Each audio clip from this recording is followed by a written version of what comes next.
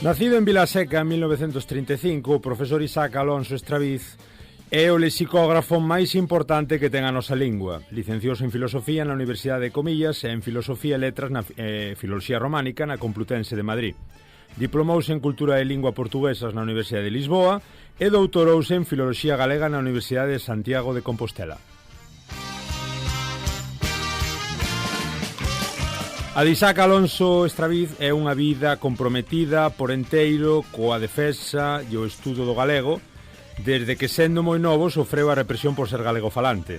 Monxe en Oseira na súa mocidade, de onde será desterrado por rebelde, percorreu distintos países e cidades antes de poder volver a se instalar na Galiza.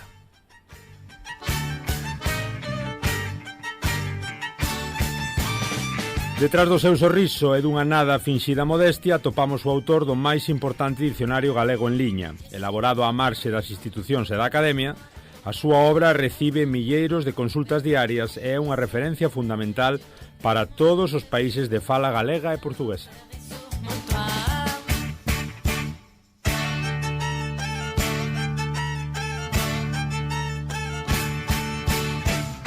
Benvidos, hola, moi boas, estades no Galiportus, no voso programa en Radio Ariz 107.2, neste voso podcast galaico-portugués que une Galicia e Portugal voz a voz. Acabades de escoitar a introdución que lle facían a Isaac Alonso Estraviz na súa entrevista co canle de televisión Nós Televisión neste último 2023.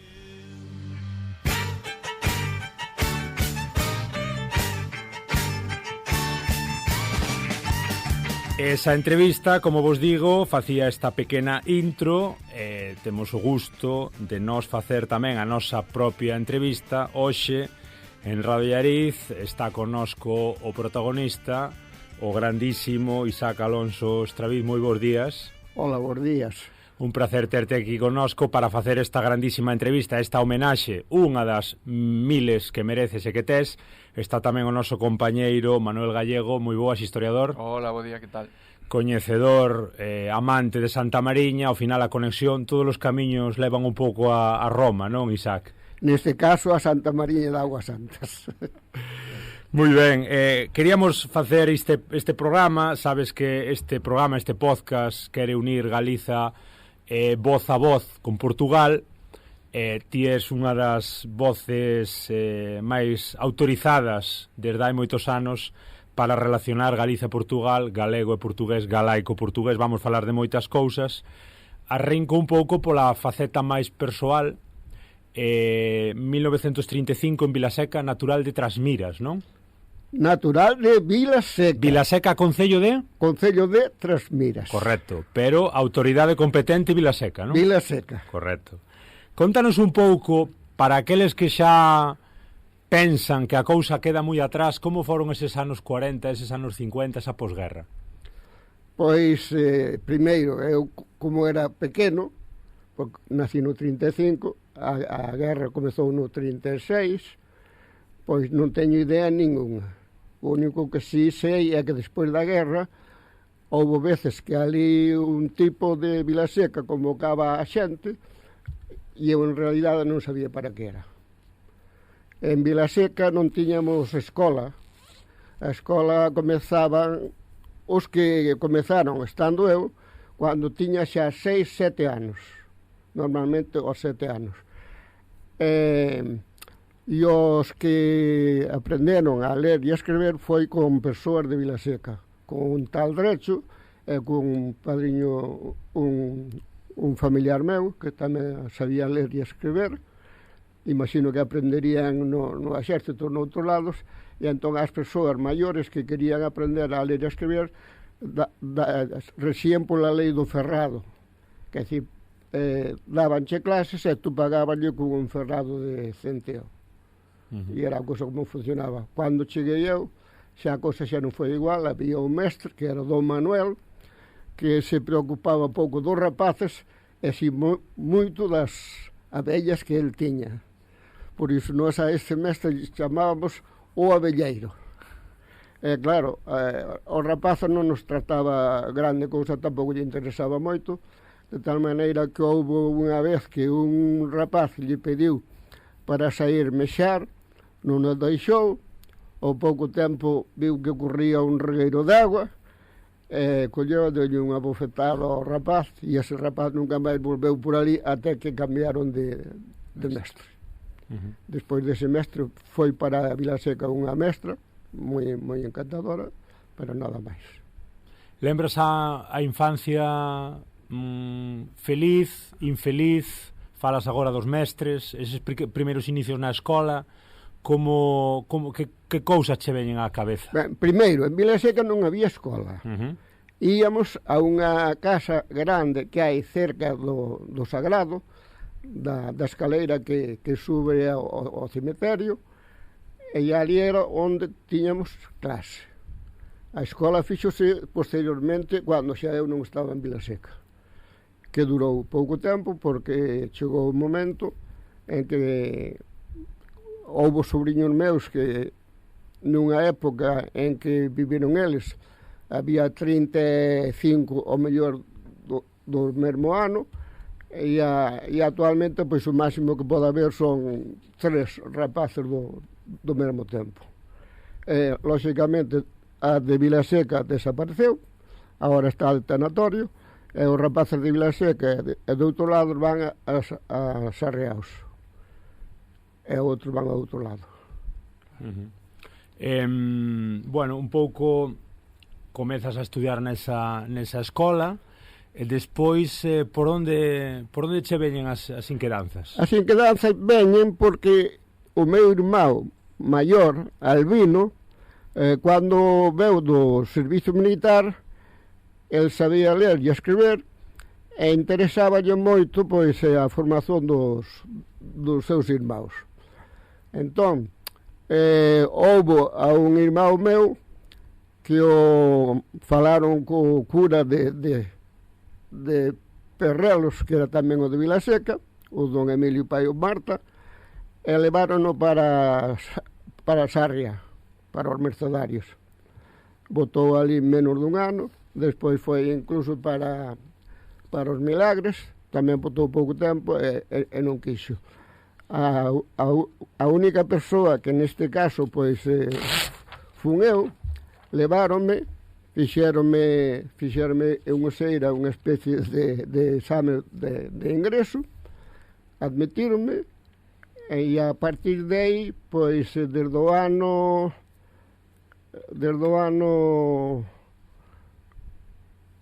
cando eu tiña 12 anos, sí, 47, desde o ano 47, pois, volvín a Vilaseca cando tiña 23 anos. Nunca pisei Vilaseca durante todo ese tempo. É dicir, entre o 47 e o 68. No, 58. 58. 11 anos sin voltar. No, 58. 11 anos. Sí.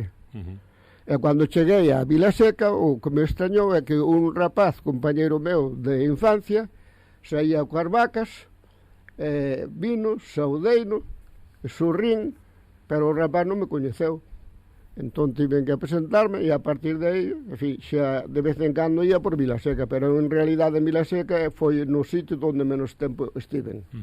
Estiven os 12 primeiros anos e nada máis.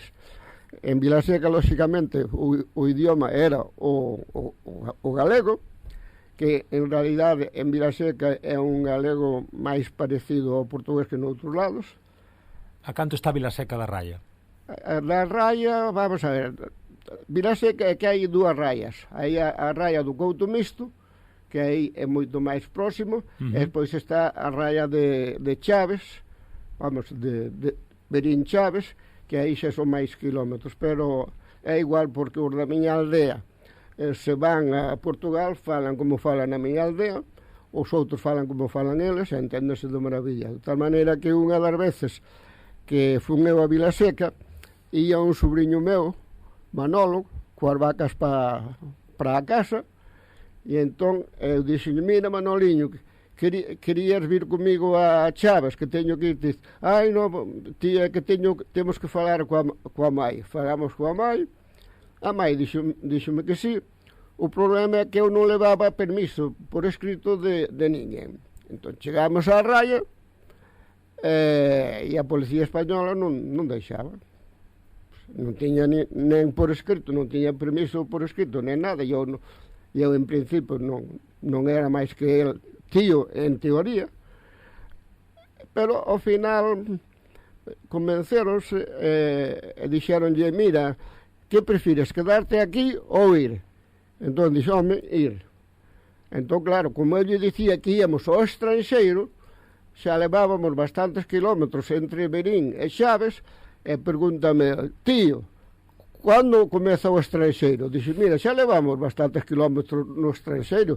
Dice, pero como no estranxeiro xa o mesmo a mesma terra que no outro lado? Dice, sí, pero é así.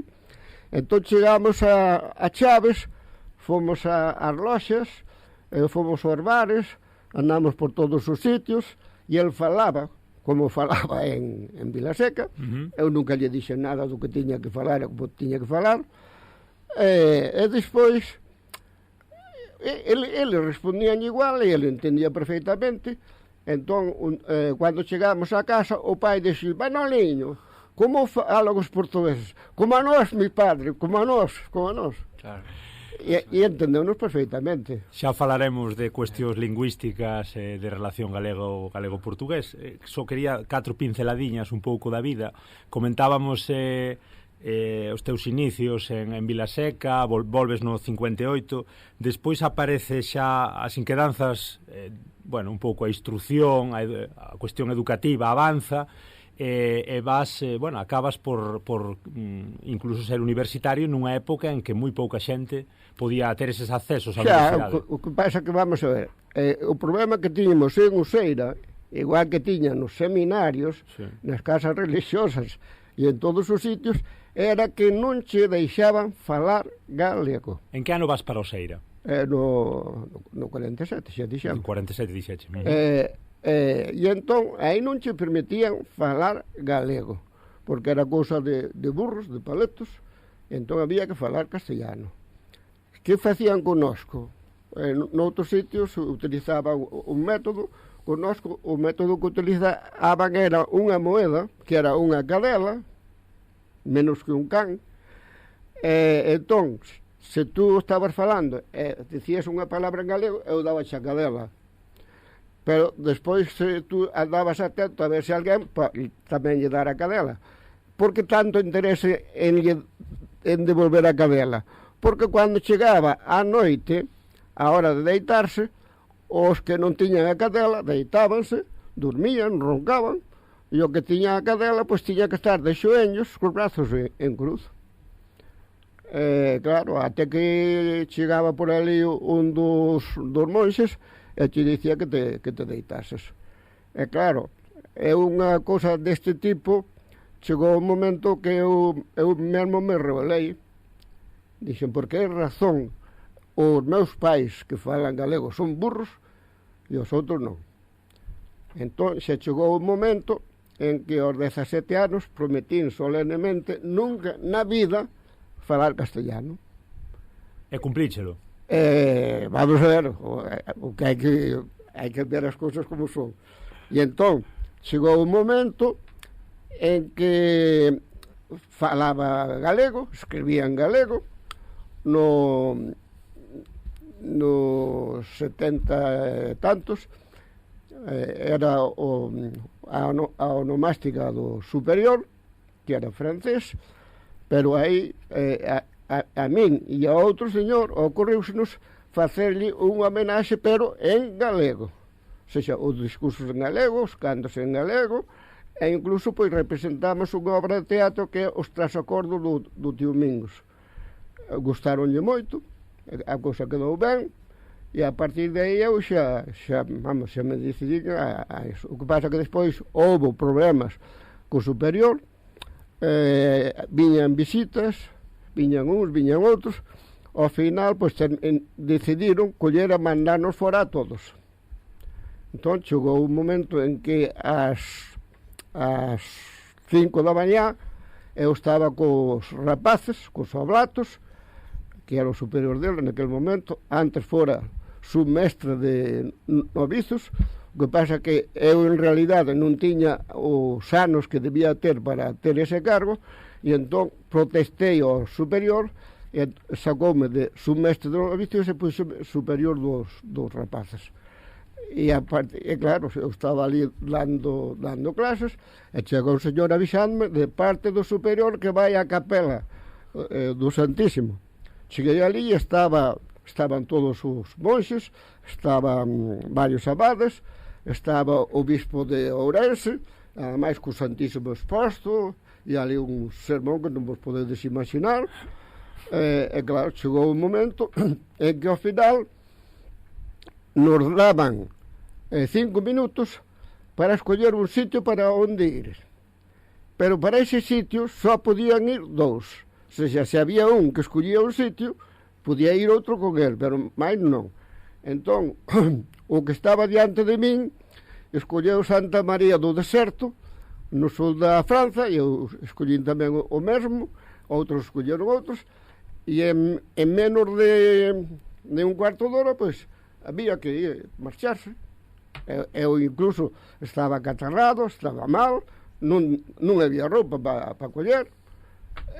O que si aproveitei é que nese ano eu fora a un concurso sobre Curros Enríquez, poeta, gañei o concurso, deronme 3.000 pesos, que valían as 6.000, 7.000 pesetas, e ese diñeiro metino en libros. Entón, moitos dos libros que había ali, que viñeron de Buenos Aires, pois eses libros carguei con eles. Pois andei por aí adiante, ao final, pois houve libros que me desapareceron, non sei se quedaron en Madrid, se onde quedaron. Pero a cousa foi esa. Entón, como houve que marcharse, chegou un momento en que unha señora que lle chamaban a tía Preciosa, cando viu que ían taxis por un lado e por outro, colleu a Santigous e dixo: "Jesús, a renegado se o demo". E claro, non nos deixaron despedirnos de ninguén. A min e outros tocounos ir a Sobrado dos Monxes. Chegamos a Sobrado dos Monxes, que era un mosteiro que fora cisterciense, e se estaba restaurando, estaba ali o padre Cid. Comemos, despois á noite collemos para Santander, para Viaceli. Ás 7:30 da noite atravesábamos de Galiza para Asturias. Que anos tiñas aí? Tiña 24. 24, porque eu no 14 de marzo de 1959 ordenáronme sacerdote. Podía ordenarme antes, pero non quixen, porque había que pedir permiso a Roma, e dixo que eu de permiso non quería nada. Pero non che gustou ese ordenamento moito? Non, gustoume. Bueno, algo así, non? Non, gustoume. Vamos a ver, unha cousa é o que ves, e outra cousa é o que pasou. Entón, chegamos ali, e chegamos a Viaceli ás 4 da mañá, que era cando os monxes se levantaban e ían ao coro. Entón, estivemos ali varios días, houve que sacar o billete de identidade, o pasaporte, e despois o que querían era, bueno, nós tiñamos que ir para França.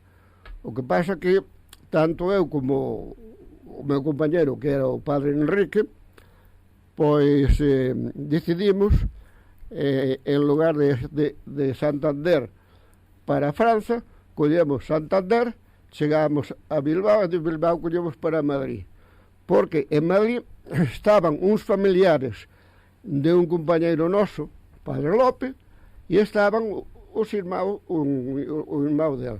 Entón fomos ali, puxémonos de acordo, mudamos incluso os nomes, e decidimos escribir cartas uns aos outros, pero en galego. De maneira que se ao mellor entendían quen eran as persoas, que ao mellor non era, porque eu xa non era nen Isaac nen Santos, eu era outro. Entón, donde ían sabían, e eu tamén sabía quen eran eles. Entón, estábamos nesa situación.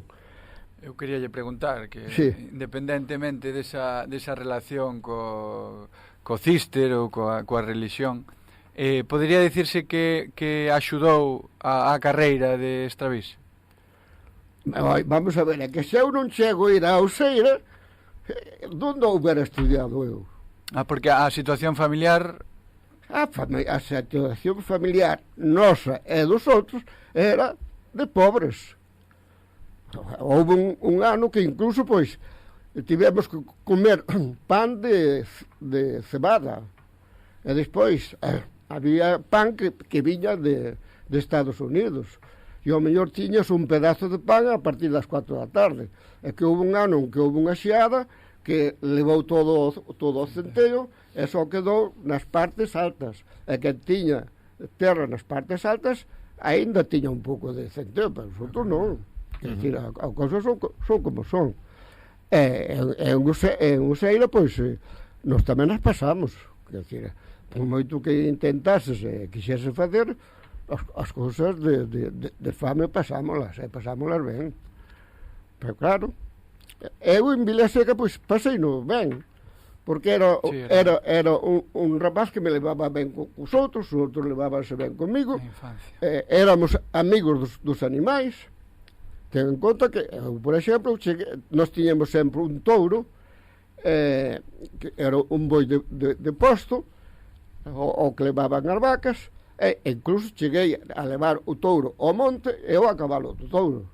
E tiñamos ovellas, e había un carneiro que era tan amigo meu que eu ia a cabalo do carneiro, e chegaba un momento en que se chegou un día que eu desconfiei de que houvese tanto cariño entre eu e o carneiro.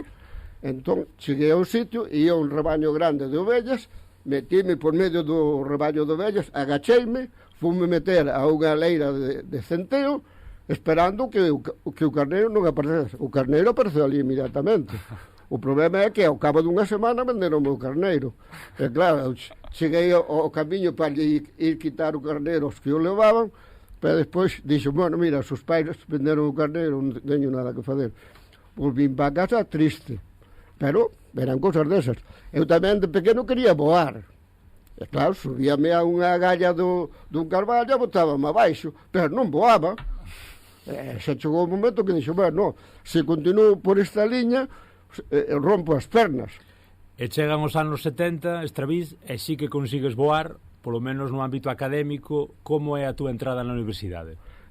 Primeiro, eu estivemos 6 meses en França.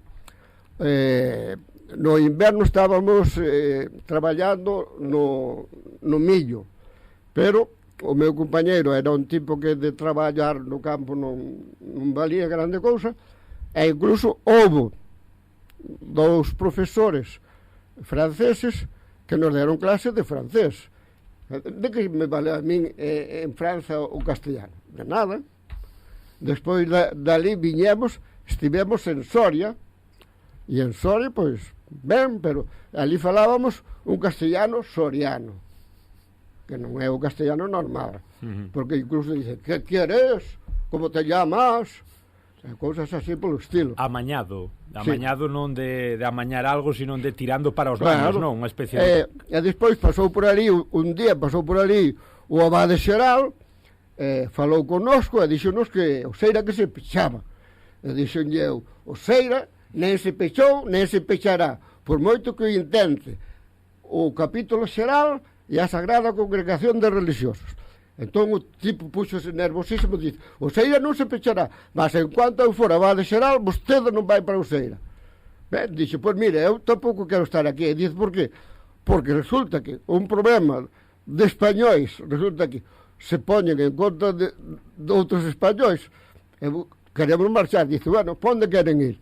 Dice, pa Alemanha. Claro, a mí interesaba a Alemanha porque da Alemanha saíron os grandes filósofos e cousas desas. Entón dixo, bueno, pois eu pago esa viaxe. Entón, pago esa viaxe, fomos a Alemania, a Maria Wald, cerca de Aachen, estivemos ali 10 meses. A fronteira con Holanda xa, nós, por todos os sitios por onde íamos, non tiñamos problemas de falar porque falábamos cos dedos. Ajá. Entón, por exemplo, eu quero ir traballar, tú entenderme igual, estando aquí, estando en Francia, estando noutros lados. Entón, por aí entendíamos. O que pasa, claro, ali tiñamos un profesor que era o padre Clemente, que nos deu clases de alemán, e ao final xa levábamos, xa sabíamos bastante alemán, xa nos entendíamos, e incluso el quería levarme con el os domingos, porque el dicía misas en varios sitios para eu tamén facelo. Entón chegou un momento que lle dixo, mira, sinto moito, pero non me atrevo, porque cando termine a misa seguro que van vir falar comigo e non me vou saber defender. Entón deixámoslo así un pouco para diante. Pero claro, estando ali, houve unha vez que me chegou unha carta bastante longa en galego, e entón o abade que estaba ali estivera varios anos en venta de baños, e entón ese sabía castellano, pero o galego non sabía. E claro, deu unha carta, e eu despois un día chamoume e dixo, mire, veulle carta do padre López. Sí, veu. Está en galego, sí, está. Dice, podíame traducir ao castellano? Dice, sí, espero que eu vou buscar. Fun buscar a carta e comecei a traducirla naturalmente, como estaba. No momento peor de todos, onde comezaba a dicer toda unha serie de cousas en contra dos superiores e demais, díceme o abade, mire, fala mal da religión. Dixo, non, da religión non. Claro, falaba mal dos superiores, pero iso non, dice, non continúe. O sea, no sitio máis duro, máis fatal, colló, dixeme, bueno, deixa, non sigamos. E ali levábamos moi ben, porque incluso había un monxe que estivera 3 días de morte aparente e íano enterrar. E resulta que pasou por ali unha enfermeira e viu que o tipo respiraba. Pero claro, despertou e saiu. E levaba unha vida máis ou menos tal. Pero se tú ías por este claustro e viña el, entón el collía e daba a volta. Pero o que pasaba era que se eu ia polo claustro e el viña enfrente, parábase diante de min, saudábame, facía así, o saudaba, fenomenal, quer decir que cheguei a levarme ben incluso con ese. E unha das veces, que normalmente un día a semana había o que se chama capítulo de culpas, no cual os monxes se tiran ao chao, os que queren tirarse, o superior chama, e entón, pois, acúsense. E nós, por moito que nos tirábamos, nunca nos chamaban. E unha das veces, en Alemanha, tirámonos, e dio o superior que levantábamos no nome do Señor. Levantámonos, sentámonos, así un pouco maluco da cabeza, levantouse e dixo, ich proclamire Vater Santos.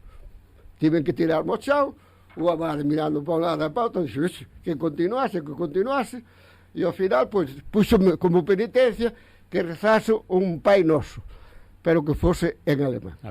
Botáronse a rir todos, ponto, quer decir que... E ao final, pois mira, cando nos marchamos, vieron a despedirse de nós todos. Non houve un que non estivese ali. Despois da Alemanha, que tocou, Estravís? Despois da Alemanha, pois xa había moitos compañeros que estaban en Albacete, e entón a cousa era ir para Albacete e organizar nós unha cousa ao noso xeito, e resulta que fomos a Albacete, eu e o padre López, estivemos ali cos outros, estivemos co bispo Tavera e Araoz, que era un señor fenomenal, pero chegamos a Madrid e dixemos, isto para nós, Albacete non vai. Moi seco. Non, é que non, primeiro que Albacete é unha provincia moi grande, ten moitos tipos de paisaxes, E entón, o que non podes é xulgar unha cousa por outra. Correcto. Entón, o que decidimos foi, en Semana Santa, do 63, vir a Galiza, falar co cardeal Quiroga Palacios, para ver se nos admitía e entón facer unha cousa aí.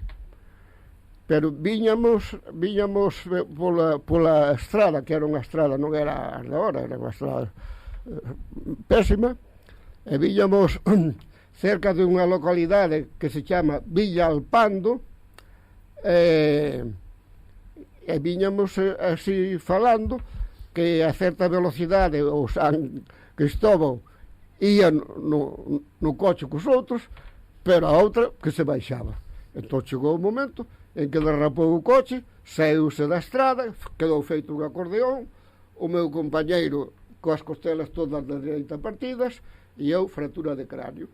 Perda de memoria, nun primeiro momento deronme por morto, despois viron que non estaba morto, a irmá do meu compañeiro quedou debaixo da roda de diante, e o que ia conducindo, o abogado, agarrado ao volante. Entón, ela foi se arrastrando, chegou á estrada, coche que pasaba, coche que lle facía así, o coche, pi, para diante, pi. E tivemos que estar así, até que chegou o momento en que un señor parou, pero resulta que ese señor era médico de Villalpando, colleu, viunos e levounos a Benavente, ao hospital. De Benavente chamaron a Pontevedra, que un irmão dos que íamos ali era médico no Marescó, e o día seguinte foron nos buscar, estivemos un mes no Marescó. Eu dos 7 primeiros días non me lembro nada de nada.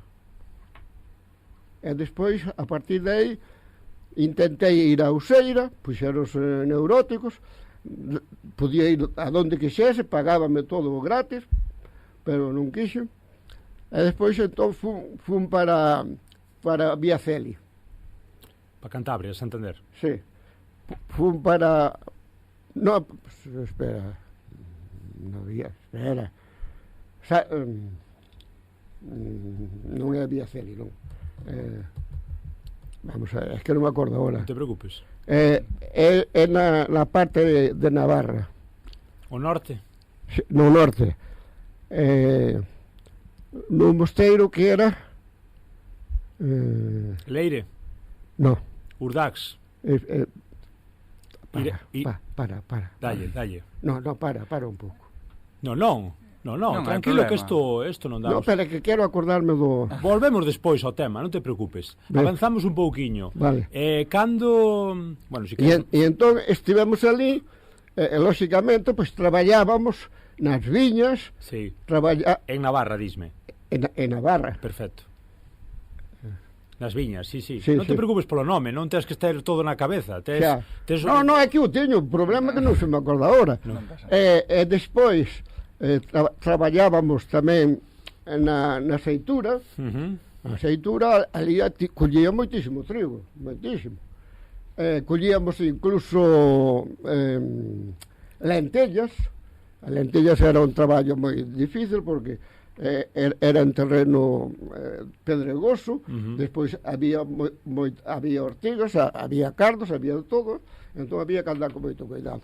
Despois tamén traballábamos nas árbores, eu aí, por exemplo, aí aprenderon a ver como as árbores daban fruto por min, porque foi o que me encarguei de coller e leválo, porque había ali un navarro, o padre Tomás, que non entendía nada diso, pero eu sí.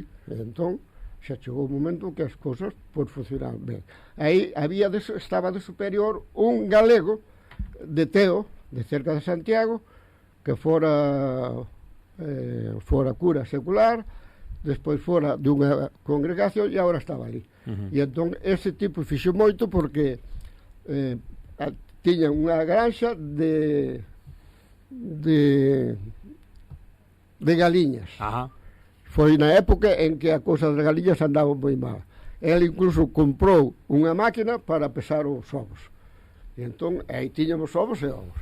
Despois comprou unha máquina para traballar na viña, porque non é igual traballar coa eixada que... E así, a chirma chegaba a cousa e cerraba. E entón, traballaba as viñas sen arrancalas. E despois comprou outra para o trigo, de maneira que xa non se facía a trilla, o que aquí lle chamamos a malla, senón que a cousa era xa automática. Entón había veces que ao mellor entre uns cuantos pois chegábamos a meter no mosteiro pois 50 ou 60 sacos no día de eso, ben. Pois ali tratábanos ben, incluso unha das veces que foi por ali Televisión Española fíxonos un vídeo traballando na viña, traballando no outro lado, no claustro, e incluso comendo, de maneira que chegou o momento que estábamos comendo e ian pasando e chegaron xunto a min e deu unha risa, entón tiveron que volver a repetir. Despois eu collín unha mazá, comecei a limpala mirando po chao, pasaron e pronto. E iso saiu antes das noticias. Temos que avanzar un pouco, Estraviz, sí. Se non quedámonos sin programa. Vale. Tantísimas anécdotas que nos daría para facer 17 horas seguidas. Vale. Entón, sí que me gustaba un pouco que nos comentaras, primeiro queres facer románicas, fase filoloxía románica, non? Sí. Porque a filoloxía galega ata os 90 non a galego-portuguesa non te metes no, eu primeiro vamos a ver, eu primeiro fun para facer filosofía. Exacto. O problema que tiñamos os que estivemos en Oseira é que non tiñamos expediente académico. Ajá. E se o tiñamos, pois estaría en venta de baños ou noutros lados. Entón, o que fixemos foi inventar un expediente académico. E inventamos, entón... Inventado pero real. Inventado. Pero real. En parte real. Porque tiñas eses estudios. Entón, levaba o expediente, puñalo ao sol, despois metíalo no bolso, estragados un pouco, e despois o que facíamos era ir a un notario e o notario daba fe desa cousa.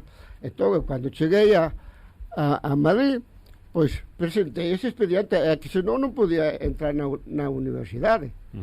Entón, entrei na universidade, despois examineime, que eu fixen filosofía, saquei moi boas notas, tive moi bons profesores, e despois de terminar filosofía en comillas, pois tiñamos que ter o título, este era un título eclesial, pero o título civil, e para o título civil había que examinarse na Complutense, cousa que os que viñeron despois de nós, como estaba ali un fillo do reitor, pois non se tiveron que examinar. E entón, claro, o problema foi que cando había que examinarse, primeiro de común xa non existía. Entón, eu andei un día e outro día, até que chegou o momento en que concederon que se examinasen os que tiñan suspensos asignaturas de primeiro, facerlle un exame. E isto foi uns días antes de Natal. Entón, eu enteireime, fun, matriculeime, e dixo o meu secretario, total, para suspender, e aos 3 días fun ali e dixo, mire, veño matricularme de segundo, que primeiro xa está aprobado. E claro, pois, en xaneiro, pois, examineime de segundo e aprobei, que teño o título civil e o título eclesiástico. E despois foi a cousa de facer románicas, foi máis que nada polo galego. Pero claro, ao final pois foi un pouco unha debacle, pero foi así.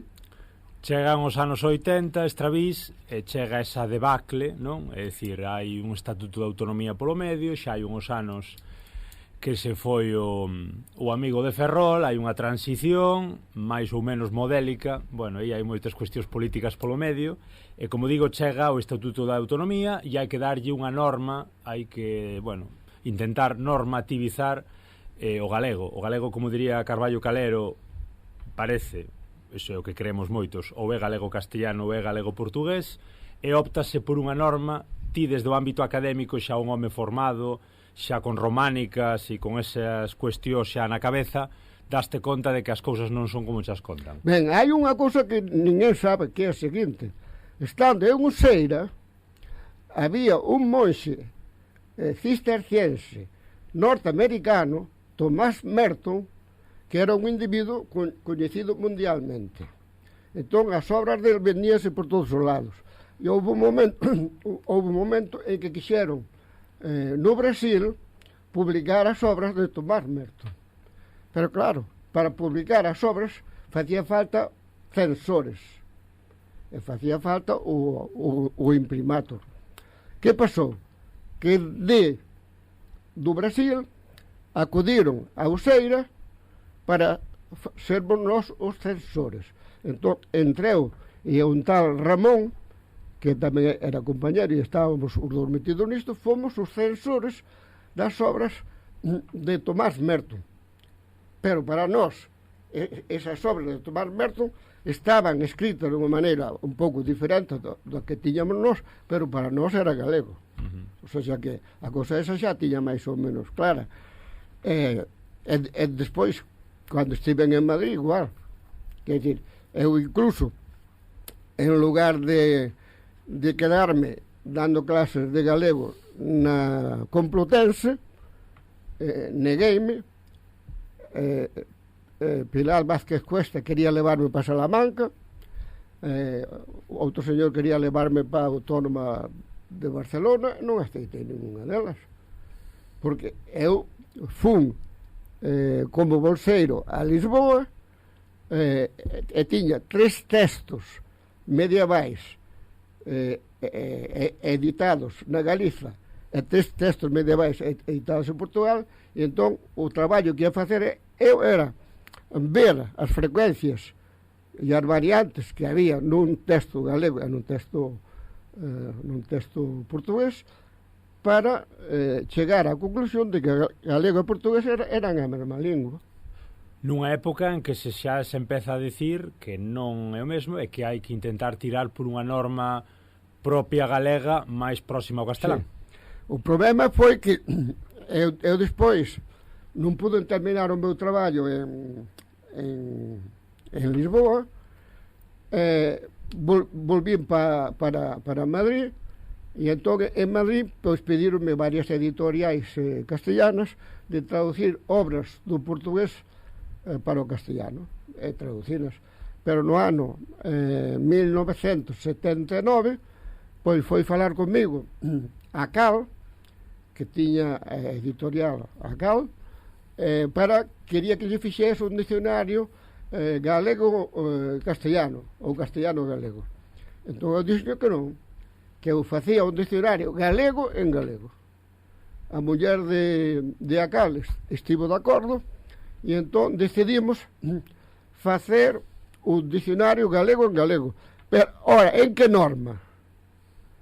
Eu defendía a norma galego-portuguesa. Acal, lóxicamente, non aceitou.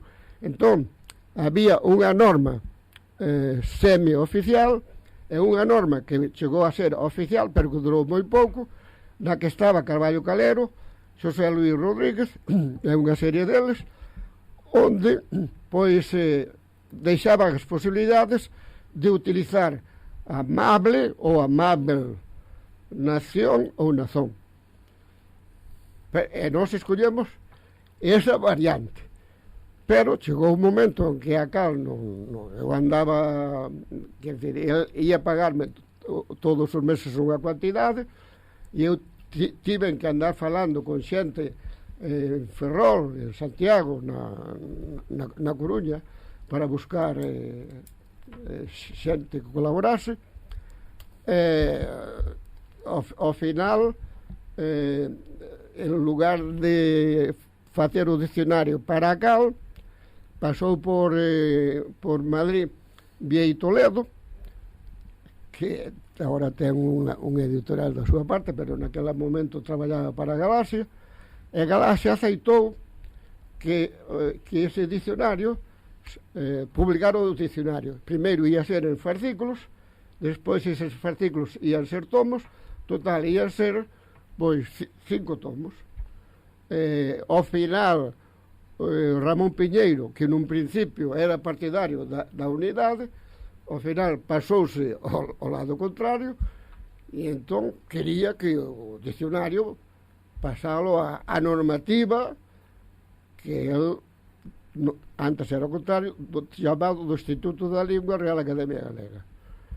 E entón eu negueime, rescindimos o contrato, houve que devolverle todo o diñeiro que nos deran, a maioría do diñeiro era en libros publicados por Galaxia, e entón buscar un editor.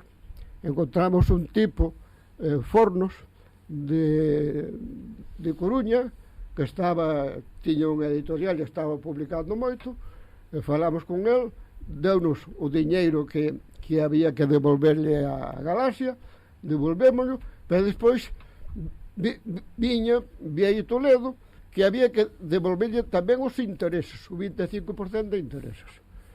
Ao final, pois, Ramón Piñeiro, pois, aceitou que xa estaba ben coa outra devolución, e entón fixemos o contrato con este outro. Este outro, no ano 83, publicamos o primeiro volume de 5 que ian ter, ilustrado, pero claro, o tipo meteuse moitas cousas e fracasou. Despois quería publicar o segundo volume, faltaban unhas páxinas, e entón quería que eu lle dese esas páxinas. Eu dixen que lle daba esas páxinas se el me pagaba todas as cousas. Non quixo, e entón despois viñan todos, querían todos o meu dicionario, pero claro, o dicionario tiña que ser na normativa oficial, porque oficialmente compraba máis de 300 exemplares xa, entón xa o tiñan pagado. Pero tú non querías. E eu non quería, e despois viñeron incluso unha impresora catalana, dixenlle que para eles faría outro tipo de dicionario. Despois pasou tempo, e por moitos que viñan e falaban comigo, pois ao final nada. Criamos unha editora que é a Lena, que estaba no bairro Usera de Madrid. Entón, os que criamos a editora era un señor toledano xubilado, sogro do fotocompositor, a muller do Damaso Gutiérrez, que era o que buscaba as ilustracións, que era licenciada en románica, e estaba no desemprego, e eu, nun primeiro momento, costounos a facer a escritura para ter o título, 100.000 pesetas que puxo o xubilado toledano, e despois publicou o dicionario. O dicionario fixemos unha editora diferente, en lugar de 5 tomos fixemos tomos máis grandes e diferentes, e entón foron 20 millóns de pesetas o que custou. Na primeira semana recuperamos 5 millóns, pero despois o fotocompositor debía diñeiro, e en lugar de vender os dicionarios a 25.000 pesetas, houve veces que vendeu a 5.000 a un tipo de Santiago para non ir á cadea, pero pagou a primeira escritura, pronto, despois xa non fixo máis. E despois eu dediqueime pois, a vender todos os que había, de tal maneira que a xente que colaborou comigo no dicionario recebeu todo o seu diñeiro. que non recibiu diñeiro foi eu. Xa. Nada, de toda esta parte de conversa viñaseme a pregunta dese interés pola obra de Estrabís. Canto é interés pola obra e canto hai de instrumental, ou canto ve vostede de instrumental en toda esa... Vamos a ver, a eles interesáballes o meu dicionario, a obra en sí. a obra, pero non tal como estaba escrita. Xa. Incluso houve unha cousa que foi a seguinte. Hai un señor, Ramón Lourenzo, catedrático da Universidade de Santiago, que fixo unha tese de doutoramento. A tese de doutoramento collina eu, e chegou a dicer que había 120 e tantas palabras que ou non existían ou eran portuguesas. E eu demostrei que esas palabras Existían, eran galegas, o sitio onde estaban, e incluso algunhas desas palabras pois recolleronas compañeiros del. Entón, cando eu cheguei para facer a tese de doutoramento en Santiago, fun aos de galego e os de galego non me aceitaron. Eu fixo que a tese de doutoramento cor de español, pero resulta que ao final a miña tese de doutoramento non foi nen en castellano nen en normativa oficial, foi normativa galego-portuguesa. E eu son doutor pola Universidade de Galego, pola Universidade de Santiago, sen contar con ningún profesor dos de galego, pero son doutor en galego pola Universidade de Santiago, porque cando fui recoller o título dixo a secretaria: en que quero o título? En románicas, en castellano, en portugués ou en galego? Dixo, pois métame en galego, home, xa que non queren. E claro, ese é o que lles fastidiou a eles. Falas do dicionario... Que eu incluso cheguei a ter un pleito coa Universidade de Vigo, que gañei, coa Universidade de Santiago, e unha delas era o dicionario, pero gañei o pleito, pero cando fui recoller o material, ali non había ni unha folla do dicionario, xa o levaran todo. Sí, dicía que falas do dicionario, evidentemente é o miolo da vida e obra, é ver un dicionario que arranca aí nos 80 e que hoxe podemos dicir que é o maior dicionario da península, non? Sí. É o máis grande de toda a península, tanto en castellano como en portugués. Cantas entradas van? Neste momento 149.200. 140. Pero en xaneiro chegará a 151.000. Eso, porque hai que explicalo, porque neste momento. Porque sigue marcha. Porque estamos metendo os nomes das aves de todo o mundo. Wow. Non son os paxaros de Galiza só, son de Galiza, do Xapón, de Hispanoamérica, de todas as partes. Estamos metendo eso. Aparte de meter as palabras... Están colaborando comigo dous profesores portugueses, un de Lisboa e outro do Porto.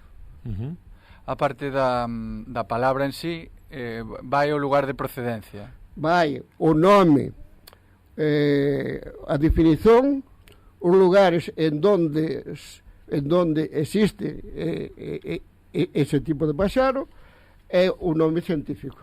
Que vai todo. Porque, por exemplo, hai en dous dicionarios portugueses están tamén, non todas, senón algunhas entradas, pero poñen o nome e despois poñen o nome vulgar, e despois poñen o nome científico, pero non dicen nen onde se fala nen como se fala. É a obra da que máis orgulloso estás? Sí. E pensas que ten o recoñecemento suficiente? Non, vamos a ver, eu nesas cousas nunca pensei, porque vamos a ver, hai cousas que moitas veces se recoñecen cando as persoas están mortas, en cuanto están vivas non. En este caso, pois menos. E pensas que hai ainda moitos críticos que non queren sacar a cabeza? E ainda din, bueno, o Estrabís ainda anda por aí revoloteando. Vamos a ver, o problema non é ese, o problema é que se tú escreves nunha norma chamada oficial, a Xunta compra exemplares. Da outra maneira non. Houve un momento en que había un goberno onde estaban en galegos, non, estaban xente do Bloco e xente do PSDG, PSOE. do PSOE, E entón, durante ese tempo que estiveron eles, pois subvencionaban igual a uns como a outros, que decir, non tiñan en conta en que normativa estaba. Actualmente non, ademais actualmente incluso hai outra cousa fatal. Por exemplo, onte vin como Alfonso Rueda estaba con portugueses e en que falaba ele? En castelán. En castellano, xa me diredes. E eu vou a Portugal, falo como falo agora. Lógicamente hai cousas que non, porque podo utilizar CEO, pero prefiro utilizar o SEO. Entón, eu chego ali e adapto-me.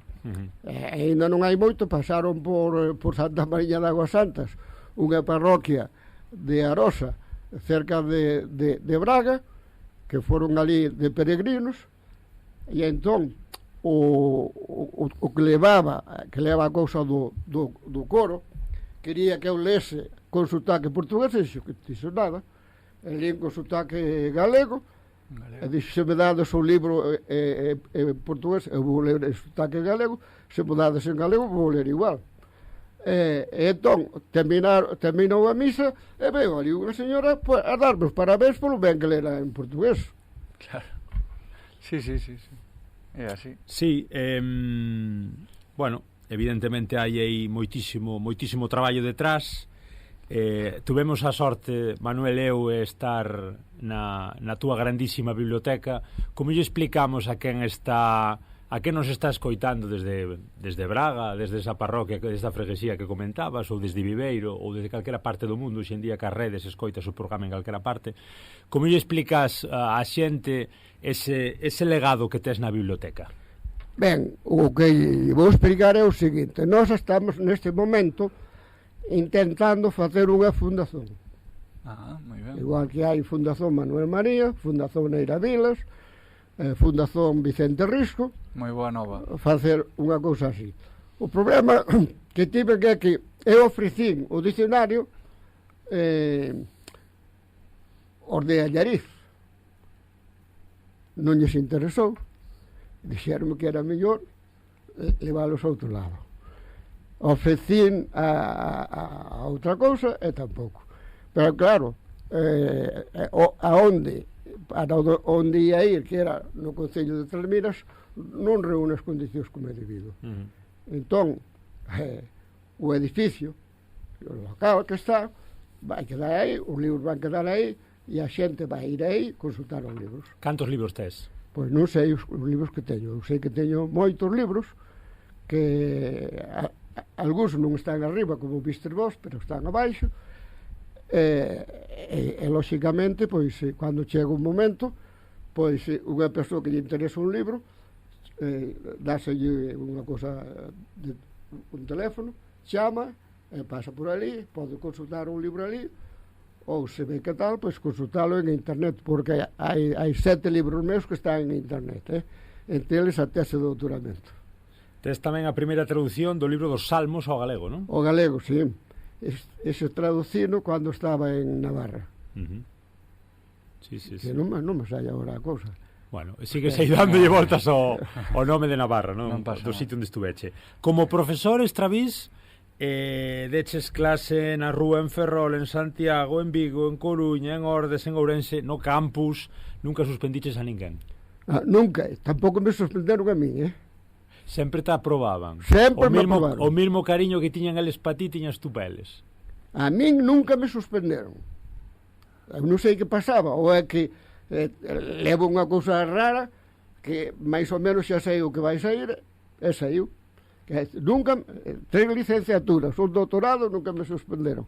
Pero o problema foi que no ano 86, bueno, no 84, 85, estábamos co dicionario estancado.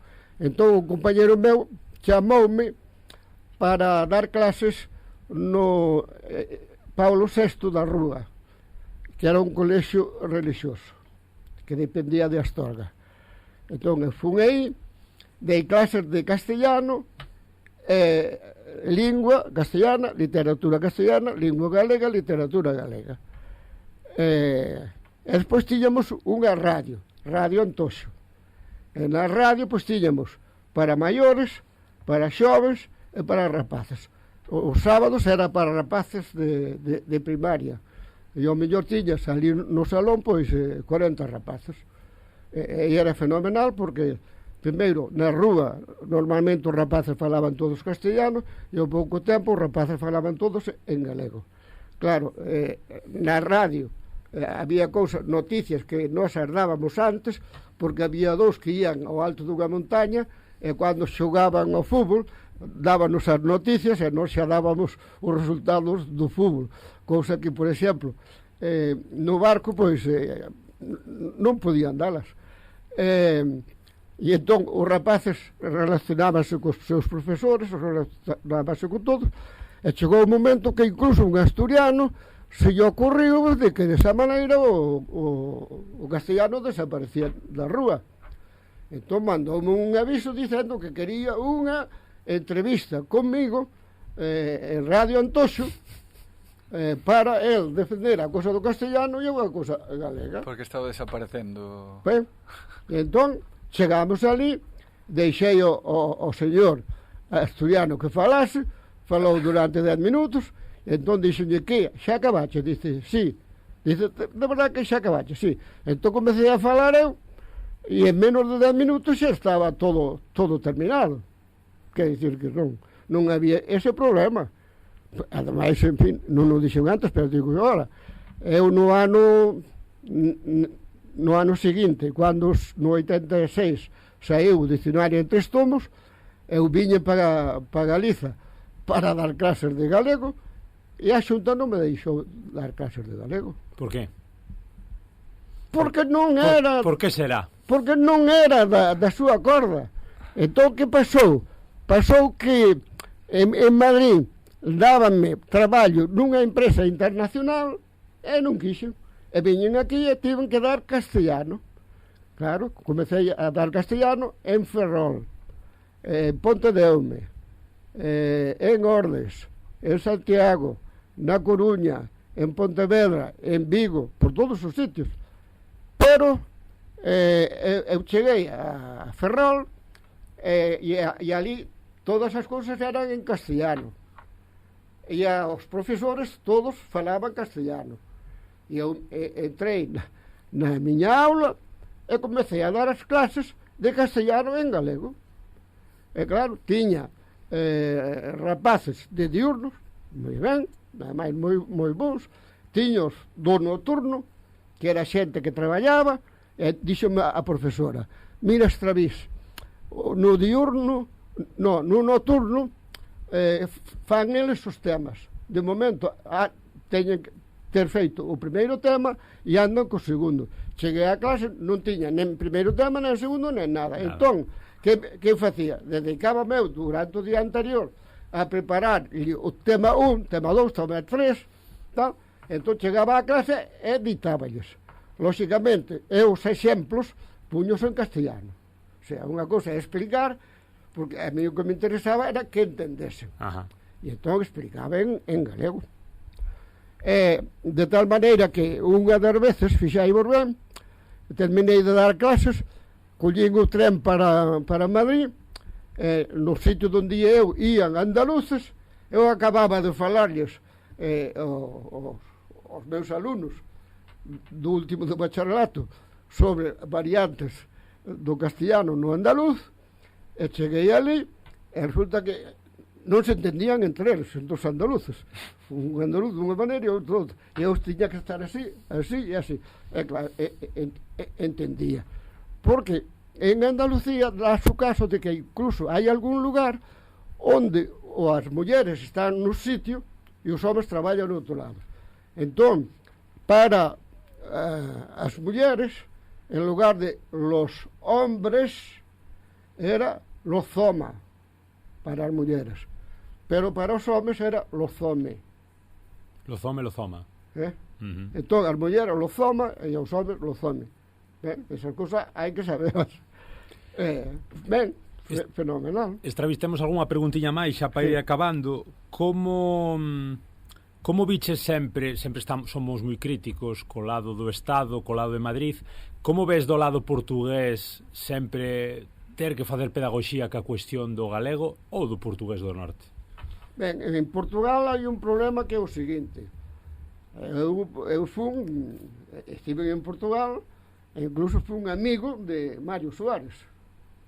O mítico dirixente socialista. Socialista. E cando ia á universidade pasaba por diante da casa do seu pai, que estaba ao mellor na porta. E levábame moi ben. Pero resulta que en Portugal sempre tiveron medo a invasión castellana. E como houve unha etapa en que Portugal pasou a depender de España 60 anos. e pasaron anos e anos até que volveron outra vez, aínda as cousas as teñen así pendentes. De tal maneira que hai zonas portugueses que aínda dependen de España e outros lugares que metade dun lado, metade do outro. Ben, entón, non queren ter problemas co goberno español. Entón, cando eu lle dicía a Mario Suárez que eu non era español, que era galego, ele incluso sateaba. Eu era español. E punto. E unha das veces, nun congreso que había en Lisboa, estaba ali un portugués amigo meu e quería que eu intervise. Estaban falando. E eu non interviñe. Veña, extravis. Chegou un momento que me levantei e fun falar. Falei despois de outro, falei eu. E claro, falei do galego e do portugués. E despois de falar eu, tocoulle a Mario Suárez. E o Mario Suárez repetiu o que tiña dito eu. Entendes? Quer dizer que non había tal historia. Que esas cousas hai que andarse con cuidado. E actualmente pasa iso. Que teñen medo. E os medos hai que tiralos. E lóxicamente teñen que ter medo porque mira o que está pasando con Cataluña, co País Vasco e con Nosco. É complicado de explicar para un país tamén tan centralista como Portugal, tan enfocado sempre a Lisboa, un pouco como é a variedade, non? Sí. Con respecto a algunha cousiña que nos queda pendente, por exemplo, como ves? Que nos quede pendente para máis veces. Eso, hai que repetir isto porque isto é unha fonte inacabable de recursos. Bueno, como ves o futuro da lingua, ou polo menos o futuro do galego? ben, vamos a ver. O galego actualmente o problema que temos é que os nacionalistas galegos non lles entran as cousas na cabeza. E eu tive problemas en Madrid. Lostro foi unha asociación cultural en Madrid que comezou por min, pero detrás estaba a UPG. Despois fracasou, houbo Irmandade Galega, e despois eu metime en Irmandade Galega, xuntamos Irmandade Galega Lóstrogo, e en cuanto estive eu en Madrid as cousas funcionaban. Pero cando eu me marchei, pois Irmandade Galega Lóstrogo desapareceron por tonterías desas. E entón estaban ali en Madrid xente do POGA, Partido Obreiro Galego, e do bloque, e non se entendían, andaban uns en contra de outros. E entón, ese problema está, por exemplo, o Néstor Rego, cando fala no Parlamento Español, fala un galego perfeito. Alguna cousa podía cambiar, pero nada máis. Pero despois está a cousa esa, que é que hai que meter o galego en Europa. O galego xa está en Europa. Estivo ali o Pausada, estivo ali o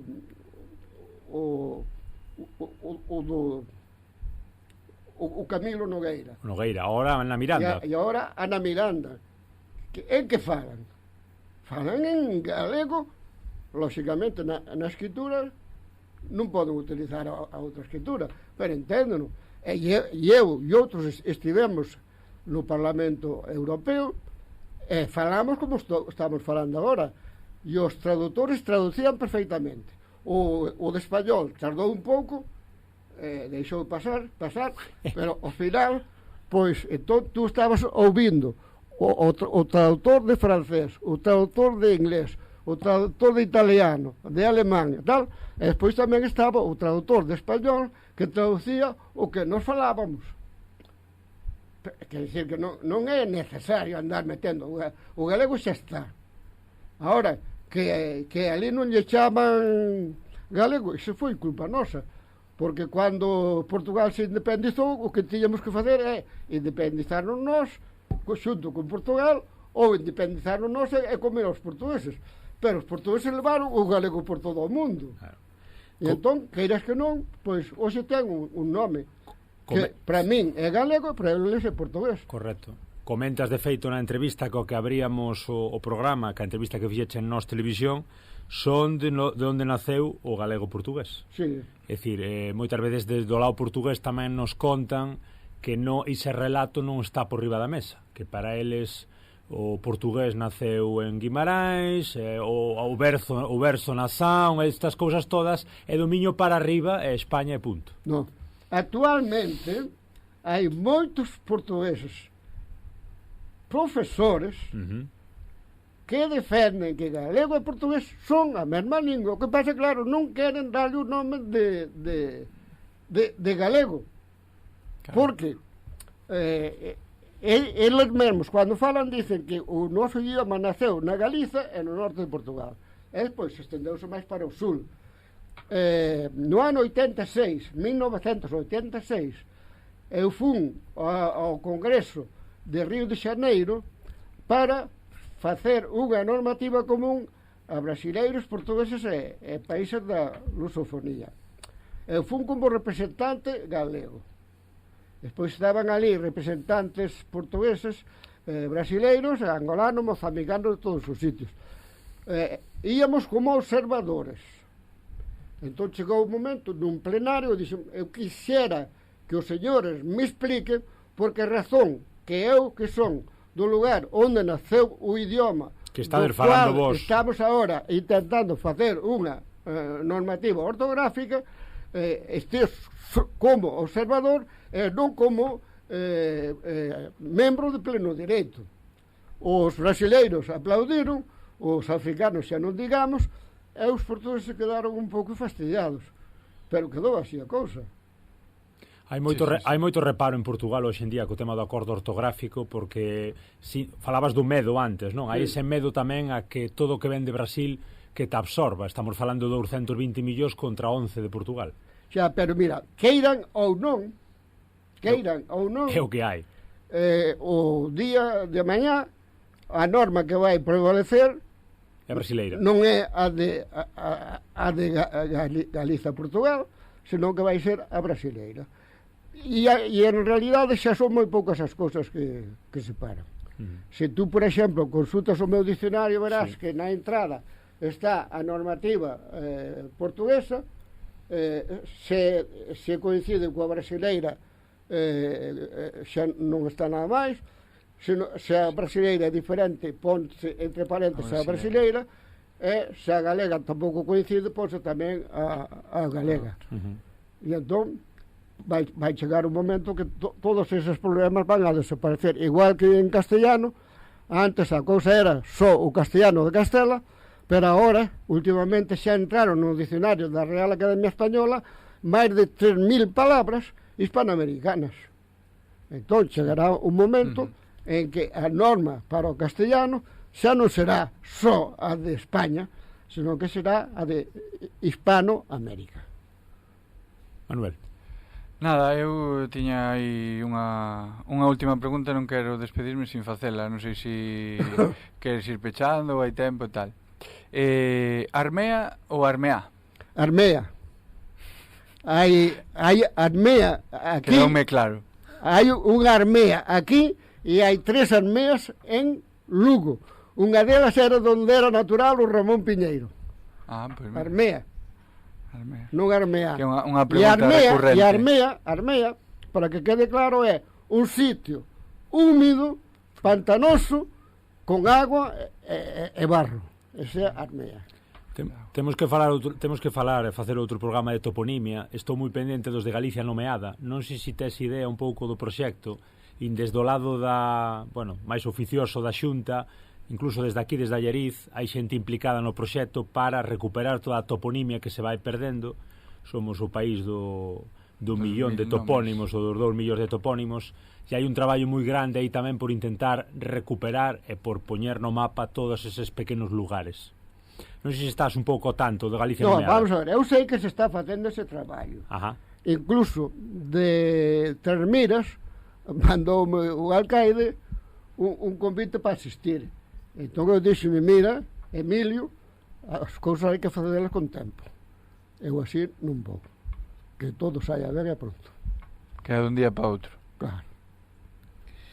Están facendo unha recollida. Hai cousas que están ben recollidas e hai outras que non. A única cousa que hai é que a ortografía. Entendes? Sí. A ortografía que eles utilizan non é a que eu vou utilizar. O NH e o LH fixo máis dano que o resto da ortografía? Non, o que pasa é que o NH e o LH... O Ñ e doble L. Sí, admitíano, pero despois viñeron as cousas estas oficialistas por onde me dan o diñeiro, pronto. Pero, vamos a ver, en textos dos que eu falaba que estaba facendo o traballo, hai textos feitos na Galiza que están con NH e LH, e textos en Portugal que están con L e Ñ do século XVI. Sí. Esa, ademais, é unha ortografía que non é portuguesa, é como se chama, é do sul da Franza, provenzal. Sí, moita influencia do portugués moderno ven de aí tamén. Claro, hai que ter en conta de que a poesía provenzal era moi coñecida no reino de Castela e Portugal, e viñan os poetas lá tamén por aquí, e entón foi a través deles que se foi metendo. Houve portugueses que estiveron alá e xa viñeron coa ortografía, que non é unha cousa do outro mundo. Teremos que facer un programa de toponimia, de palabras, de lingua, de debullar a lingua por dentro, que deso sabes tamén moitísimo, pero como estamos máis na vertente da túa vida, a obra e as cuestións máis sociais, que lle dis á xente nova que está aprendendo galego ou que, está aí o galego a un lado e dinlle, hai que estudiar isto como un requisito? Que paixón deben ter, que consellos, que cousiñas? Ben, o primeiro que deben de ter é o seguinte: hai que ter un pouco de orgullo de ser o que somos. O que non podemos é partir da realidade que nos quixeron meter desde fora, de que somos inúteis, de que non valemos. Nós temos un valor moi importante, de tal maneira que, fíxate ben, eu andei por França, andei por Alemanha, andei por todas as partes de España, e en ningún sitio foi inferior a ningún deles. Cando fixen a miña cousa para entrar na universidade, eu fixen o meu proxecto docente en galego. E fun a Barcelona e ali opositaba un para didáctica do inglés, e resulta que fixo o proxecto docente en castellano. E eu chegou un momento en que intervín, porque había cousas que interviña a cousa do galego, e eu xa intervín tamén en galego. Igual que unha das veces que fun a Barcelona, quería dicer misa, cheguei ali a un bairro, e díceme o sacerdote: o problema que tes é que vas ter que ir a unha capela a dicir a misa en latín, porque aquí facemos as cousas en catalán. Entón o tipo reaxeu e dice: espera un momento, puxo un libro e dice, a ver, lee. Comecei a ler o catalán e dixo, concelebramos. Estás aí. Entendes? E eu, vamos a ver, en Galiza sempre fixen todo en galego, sempre. Non sei se nos podes permitir un último apunte. Parece que estás realizando unha pequena, grande autobiografía. Sí. Xa levas un bo pouco escrito nela, non? Sí, vamos a ver, pasei por Vilaseca. Contache a primeira parte todo o que nos dixecho xa aquí. Pasei por Useira, por França, por Alemania, por Soria, Albacete, por Navarra, por Albacete, e xa me vou ir xa para Lisboa. O problema que ten é que moitas das cousas xa están ditas nun libro que é Conversas con Estraviz, feita por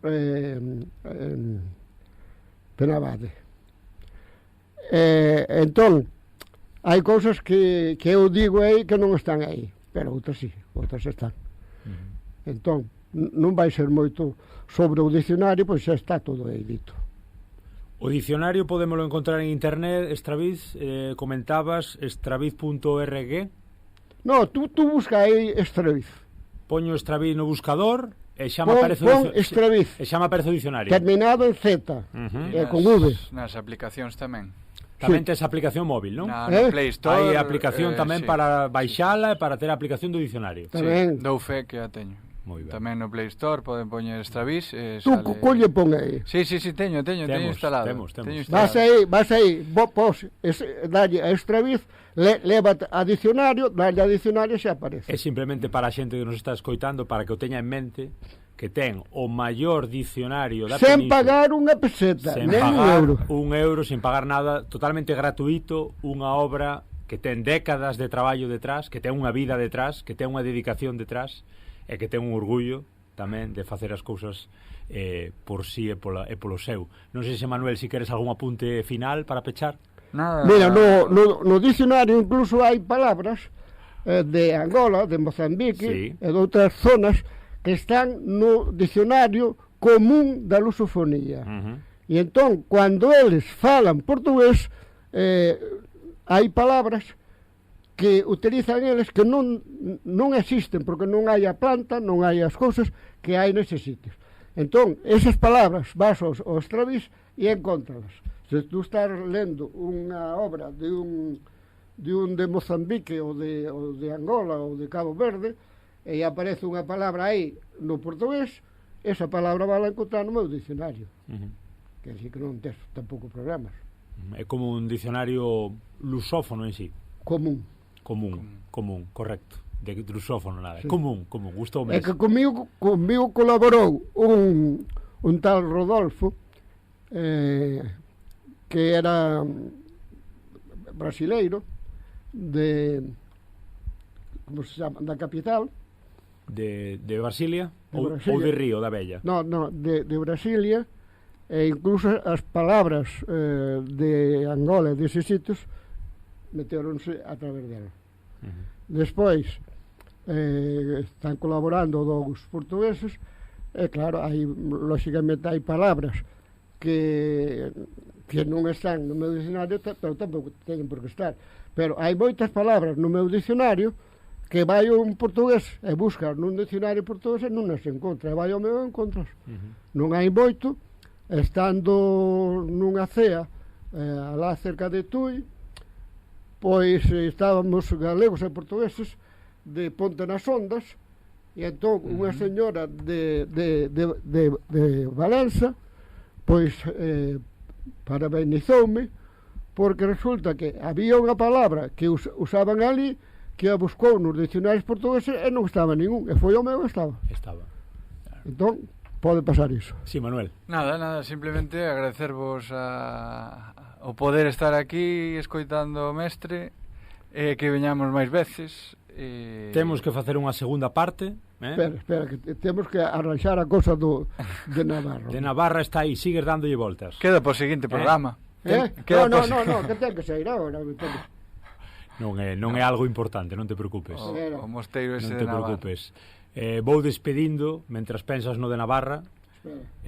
Graciñas, obrigadísimo. Espera, que ten que por sair. terte aquí. Non te preocupes, home. Pensámoslo despois. Prométenos que para o seguinte programa debemos unha segunda parte máis de lingua, máis de debullar aí os topónimos, máis de curiosidades, máis do dicionario. Entón, nesta primeira parte agradecemos Home, hai moitas cousas que non dixen tampouco. Por exemplo, unha das cousas que non dixen que vou dicer agora é que unha vez en Madrid un señor colleu e díxeme que tiña que ir recoller diñeiro na secretaría do instituto onde estaba e entón díxenlle que ia o día seguinte. Dixo, non, ten que ser hoxe e hoxe pola tarde. E claro, non sabía a que me tiñan esperaba. Cheguei ali, vou recollo o diñeiro, saio, pum, cólleme, polos colares, tiramos a chave, póñeme un pé no peito, ou soltas o diñeiro ou te mato.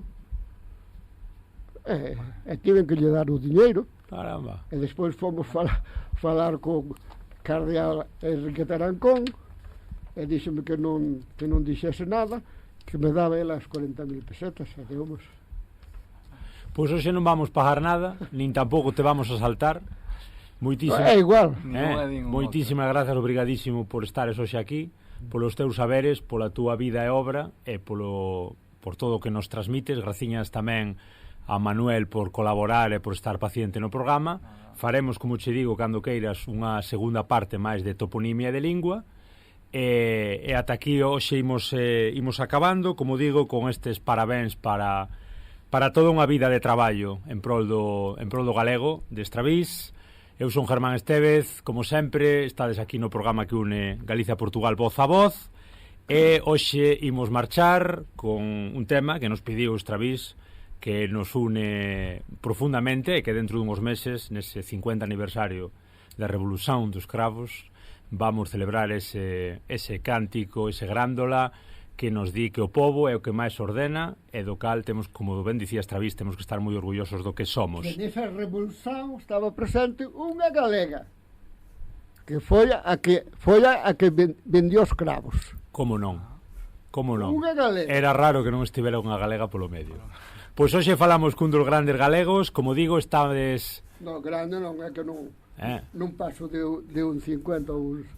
Grande por dentro. Estamos nós grandísimamente tamén en redes, iVoox, Podgalego, Spotify.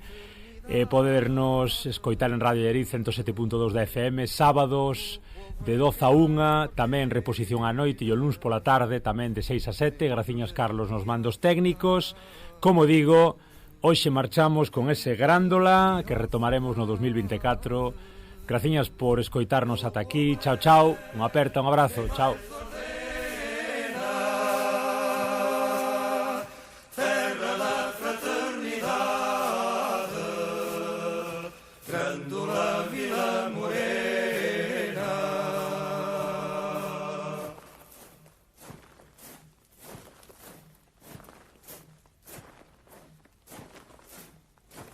Em cada esquina um amigo, em cada rosto igualdade. Grândola Vila Morena, terra da fraternidade, terra da fraternidade. Grândola Vila Morena, em cada rosto igualdade, o povo é quem mais ordena.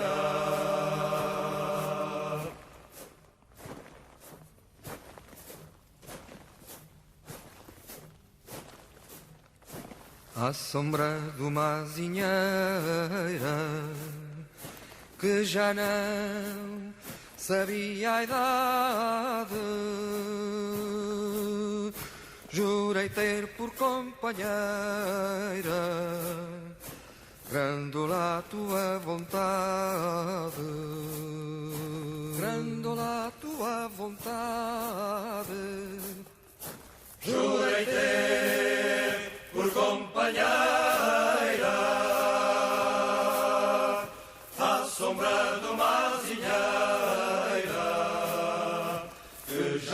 sabia a idade.